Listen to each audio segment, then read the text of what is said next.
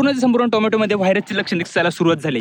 जर का ह्या काही चुका जर का शेतकऱ्यांना नसता केला तर एखाद्या वेळेस टोमॅटोमध्ये व्हायरसचा अटॅक झाला नसता. टोमॅटोमध्ये व्हायरस काय येतो तर टोमॅटोमध्ये जी पांढरी माशी आहे ती व्हायरस घेऊन येते, इजॅक्युलेट करते आणि त्याच्यानंतर टोमॅटोची वाढ खुंटते, मुळांची वाढ होत नाही, टोमॅटोचं अपेक्षित असं उत्पादन भेटत नाही, फ्लॉवरिंग सेट होत नाही. अशा खूप साऱ्या समस्या जर का टोमॅटोमध्ये व्हायरसचा अटॅक झाला तर येऊ शकतात.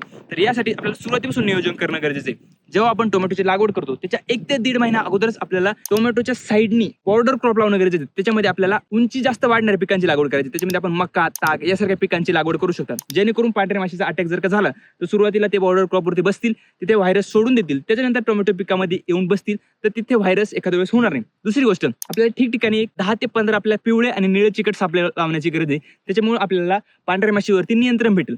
तिसरी गोष्ट, जर का प्रिव्हेंटिव्ह मध्ये आपल्याला काम करायचंय तर अशा वेळेस आपण केबी बायो ऑर्गॅनिक्सचं व्हायरोरेज 1.5 मिली प्रति लिटर पाण्यात मिक्स करून सोबत आपल्याला नोवाझाईम 2 मिली प्रति लिटर पाण्यात मिक्स करून आपल्याला फवारणी करायची. सोबत बॅलन्स स्टिकचा अवश्य वापर करायचा आहे. किंवा जर का एकदा आपल्या पिकामध्ये व्हायरस आलाय तर आपल्याला क्युरेटिव्ह मध्ये जर का काम करायचंय तर अशा वेळेस आपल्याला सेम व्हायरोरेज 2 मिली प्रति लिटर पाण्यात मिक्स करून सोबत आपल्याला नोवाझाईम 2 मिली आणि सोबत आपल्याला फक्त चिलेटेड झिंक अर्धा ग्रॅम टाकायचंय. सोबत आपल्याला बॅलन्स स्टिक वापरा.